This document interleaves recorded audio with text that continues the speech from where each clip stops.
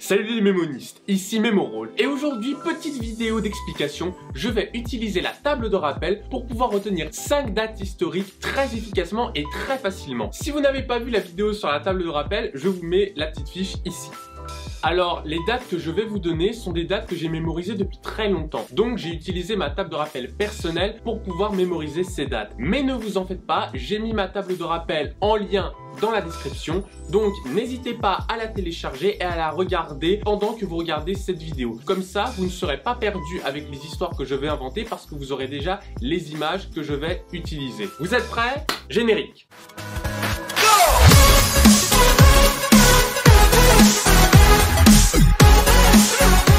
Première date, le 21 janvier 1793, date de la mort de Louis XVI. Alors, pour la petite histoire, voilà comment elle fonctionne. J'imagine Louis XVI qui va se faire guillotiner, donc il marche jusqu'à la guillotine, et là, étonnamment, il regarde le bourreau, et là, il voit que c'est Attila, mais en nain. Comme dans la série Kaamelott, le petit, vous savez, le petit Attila un petit peu nerveux, et ben voilà, j'imagine que le bourreau, c'est Attila de Kaamelott. Et tout d'un coup, au lieu de couper la tête de Louis XVI, celui-ci se met à balancer des bières sur le public. Et là, dans les bouteilles de bière qu'il balance, il y a des billets de banque, plein de billets de banque. Alors, pourquoi j'ai fait cette petite histoire? Tout d'abord, il faut renvoyer au contexte. Donc, nous avons Louis XVI qui monte pour se faire guillotiné. Donc là, nous avons le contexte. Ensuite, nous avons le 21-01. Eh bien, en fait, le 21 renvoie pour moi à nain dans ma table de rappel. N'hésitez pas à la voir. Hein. Le 21 renvoie à nain. Le 01 renvoie à 1. Le peuple 1. Donc Attila, chef des 1. Donc vous voyez, nous avons Attila à nain parce que le 21 donc renvoie à nain et le 01 renvoie à Attila. Enfin, on renvoie au 1. Vous voyez, donc là, j'ai déjà le 21 janvier. Ensuite, nous avons Attila qui jette des bières. Les bières renvoient pour moi au 17. Donc, nous commençons avec 1700 et ensuite nous avons le 93. Et le 93 pour moi, dans ma table de rappel, le 93 renvoie à l'argent, renvoie au flouze. Et dans les bières, qu'est-ce qu'il y avait? Il y avait des billets de banque. Donc, nous avons des bières, 17, avec de l'argent, 93. Et donc, lorsqu'on assemble l'histoire, on obtient le 21 janvier 1793. Et nous avons le contexte avec Louis XVI. Voilà comment on fait pour pouvoir retenir une date historique et son contexte. Maintenant, passons à la suivante. 18 juin 1815, la défaite de Waterloo. Alors, j'imagine Napoléon qui est sur les water, voilà, parce que je suis un grand romantique. Il est sur les water et pendant qu'il est en train de démouler un cake, eh ben, il est en train de jouer au poker en même temps. Mais manque de bol, la guerre qu'il a faite l'a complètement ruiné, donc il ne peut miser que des cerises et ses lunettes. C'est tout ce qu'il peut mettre sur la table. Et manque de bol, il perd encore une fois. Et là, il en a marre et il se dit, il lève sa pancarte, il fait « Ouais, c'est dégueulasse. En plus, c'est moi l'empereur et je suis sûr que t'as triché. » Voilà, il manifeste que vraiment, il est pas content. Voilà, il manifeste son dégoût. Alors maintenant, explication de l'histoire. J'ai imaginé Napoléon au water. Et pourquoi au water? Parce que Waterloo. Donc là, j'ai le contexte. Napoléon au water pour la défaite de Waterloo. Ensuite, j'ai imaginé Napoléon qui joue au poker. Et le 18 renvoie pour moi au poker. Et Napoléon a perdu tous ses jetons. Donc, vous voyez, nous avons la défaite qui renvoie encore à la défaite de Waterloo. Il a perdu ses jetons, donc il ne peut miser que des cerises. Et les cerises renvoient pour moi au 6. C'est logique. Ensuite, nous avons Napoléon qui mise en plus ses lunettes. Alors là, j'ai utilisé les lunettes parce que j'allais pas remettre une deuxième fois le 18 parce que il y aurait peut-être pu y avoir des confusions. Donc j'utilise les lunettes comme 8. Mais bon, si vous avez 815, vous doutez bien que Napoléon, il n'a pas perdu en 815 mais en 1815. Bon là, c'est un tout petit détail, mais normalement, vous ne devriez pas vous tromper. Donc, il mise ses lunettes, à savoir le 8. Et ensuite, nous avons le 15. Alors le 15 est plus particulier. Pourquoi? Parce que le 15 renvoie pour moi à manifester. Alors pour manifester, j'ai utilisé un champ lexical. Waouh, champ lexical. Je crois que j'avais pas utilisé ce terme depuis le collège, honnêtement. Donc, nous avons le champ lexical de manifester. Et pour cela, j'ai utilisé donc le mot manifester. Il manifeste sa colère, mais j'ai également utilisé le mot pancarte. Quand il met la pancarte pour dire « Mais non, j'ai pas perdu ». Il se défend, il ne se laisse pas faire. Donc, nous avons toujours cet aspect un peu de rébellion, cet aspect de manifestation. C'est pour ça que j'ai utilisé plusieurs termes pour le terme manifester. Mais vous voyez, c'est assez facile de le retenir. On peut visualiser la pancarte, on peut dire qu'il manifeste, ou alors on peut exprimer son mécontentement, sa manifestation qui se traduit par le 15. Avec cette petite histoire, nous avons donc Waterloo, nous avons le 18 pour le poker, le 6 pour la cerise, le 8 pour les lunettes et le 15 pour manifester. Et voilà, vous avez la date historique et le contexte. Et maintenant, date suivante. La prochaine date est un peu plus connue, mais je suis sûr que l'histoire va vous plaire. Le 4 juillet 1776, c'est la déclaration d'indépendance des États-Unis. Maintenant, l'histoire. J'imagine une très belle lady, une très belle dame. Alors, j'imagine Lady Sansa, parce que j'adore le personnage. Donc j'imagine Lady Sansa, elle est en train de marcher sur la table, vous voyez, très gracieusement. Et là, elle pousse délicatement des bières avec son pied. Bon, je vais pas dire un gobelet Starbucks, parce que voilà, c'est malheureusement pas dans la table de rappel, mais bon, vous m'aurez compris. Donc elle est en train de pousser les bières avec son pied. Elle continue à marcher, et là, d'un coup, elle commence à devenir un peu fofolle, et à faire du trapèze sur la table. Elle fait du trapèze sur la table, elle est folle de joie. Et pourquoi elle est folle de joie? Parce que le Nord a déclaré son indépendance. Et j'ai fait cette histoire bien avant la fin de Game of Thrones. J'ai envie de dire, je pense que j'ai un vrai talent pour prédire les fins.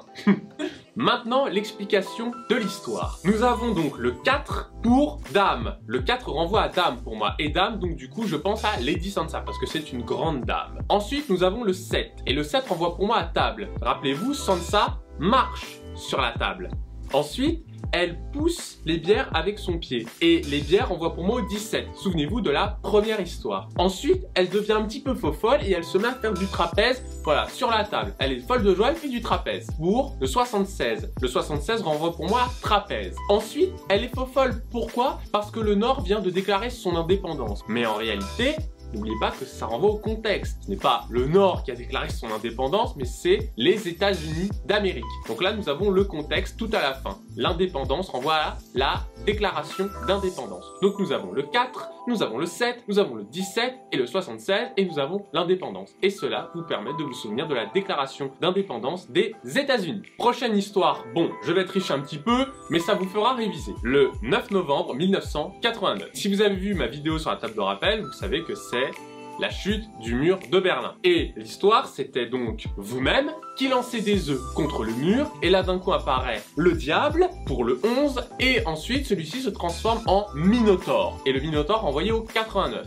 Donc nous avons le 9 pour les œufs, le 11 pour le diable, et le 89 pour le Minotaure. Bon, ça vous fait réviser un petit peu.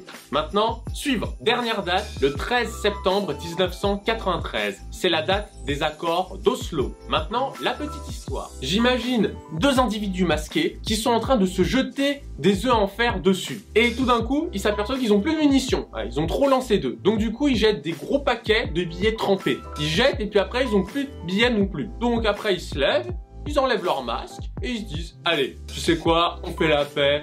Ça sert à rien qu'on se jette sur la gueule. » Maintenant, explication de l'histoire. J'ai imaginé deux individus masqués qui se jetaient des œufs. Il faut savoir que le 13 envoie pour moi un masque. Et le fait qu'ils se lancent des œufs en fer, j'essaye en fait de faire un rapprochement avec la première intifada. Vous savez, la guerre des pierres. Sauf que là, les pierres ont été remplacées par des œufs en fer. Mais j'essaye de faire un petit lien de contexte. Les œufs sont en fer. Donc, les œufs, c'est pour le 9. Mais le fer, ça renvoie au 19. Dernier élément, ils n'ont plus d'œufs à se lancer, donc ils se balancent des billets trempés. Des billets trempés d'eau. Alors, le fait qu'il y ait des billets, ça renvoie au 93. Rappelez-vous des histoires précédentes. Mais ils sont trempés. Pourquoi ils sont trempés? Ils sont trempés d'eau pour les accords d'Oslo. Les billets sont trempés à cause de l'eau. Donc là, nous avons encore une fois le contexte. Et puis après, ils se lèvent, ils se serrent la main et ils font la paix. Parce que les accords d'Oslo devaient être un accord de paix. Ça ne s'est pas fait, mais ça devrait être un accord de paix. Là, vous avez le contexte. Donc vous avez le 13 pour le masque. Vous avez le 9 pour les œufs. Vous avez le 1900 pour le fer. Et vous avez le 93 pour l'argent lancé. Et vous avez l'eau, Oslo, les billets trempés d'eau pour Oslo. Et vous avez le fait qu'ils se lancent des œufs pour la première intifada. Et le fait qu'ils se serrent la main, ça renvoie à un accord de paix. Vous avez le contexte. Il est un petit peu éparpillé, mais vous avez un contexte. contexte qui est bien incorporé à l'histoire. Nous allons nous arrêter là pour les dates. Mais comme vous avez vu, j'ai fait en sorte de bien décrire l'histoire pour que vous la visualisez facilement. Mais j'ai non seulement transformé les chiffres, comme qui est fait avec la table de rappel, mais j'ai également transformé le contexte. J'ai transformé certains mots pour que l'histoire soit plus facile à retenir et pour que vous reteniez plus facilement la date historique. Waterloo, j'ai transformé ça en water. On peut vraiment tout transformer pour faire une petite histoire. Vous voyez, ces histoires sont assez délirantes. Alors, elles peuvent provoquer des réactions différentes en fonction des personnes. Après, n'oubliez pas que ce sont vos associations que vous devez faire. Alors, il y en a peut-être certains qui vont rigoler. Pas mal, ouais. D'autres vont se dire, oh là là, c'est un peu compliqué son truc, hein. D'autres vont carrément se dire, c'est de la merde. C'est peut-être de la merde pour certains, mais j'ai envie quand même de vous poser cette question. Est-ce que pour vous c'est plus facile de mémoriser cette petite histoire ou de mémoriser bêtement une date? Je pense quand même qu'avec l'histoire c'est quand même plus simple. Même si celle-ci est complètement conne, mais au moins vous avez une matière qui est quand même plus concrète. Vous avez une histoire qui est quand même plus facile à visualiser qu'une simple date. Au fur et à mesure que vous créerez des histoires, vous verrez, vous aurez besoin de moins en moins d'éléments pour créer une histoire et vous en souvenir facilement. Ceci fera d'ailleurs l'objet d'une petite vidéo. Alors même si ces histoires sont très efficaces pour mémoriser sur le moyen terme, n'oubliez pas de vous en souvenir assez régulièrement pour que vraiment ces histoires soient parfaitement consolidées, parce que sinon vous les oublierez. Mais ne vous en faites pas, je vais faire une petite vidéo qui vous expliquera comment bien vous rappeler et à quel moment.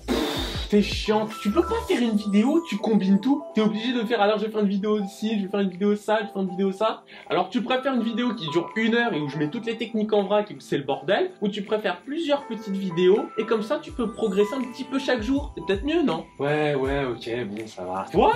Puis en plus, ça permet de faire plus de vues. Enfoiré, pas mal, pas mal. Si cette vidéo vous a aidé, n'hésitez pas à me le dire dans les commentaires et j'en ferai d'autres. Si vous avez des dates, que vous avez des difficultés à retenir, dites-le moi dans les commentaires et je ferai une vidéo dessus. Évidemment, n'oubliez pas de laisser un pouce bleu, de partager cette vidéo, de vous abonner, vous savez que c'est très important. Et sur ce, je vous dis adios mes mémos.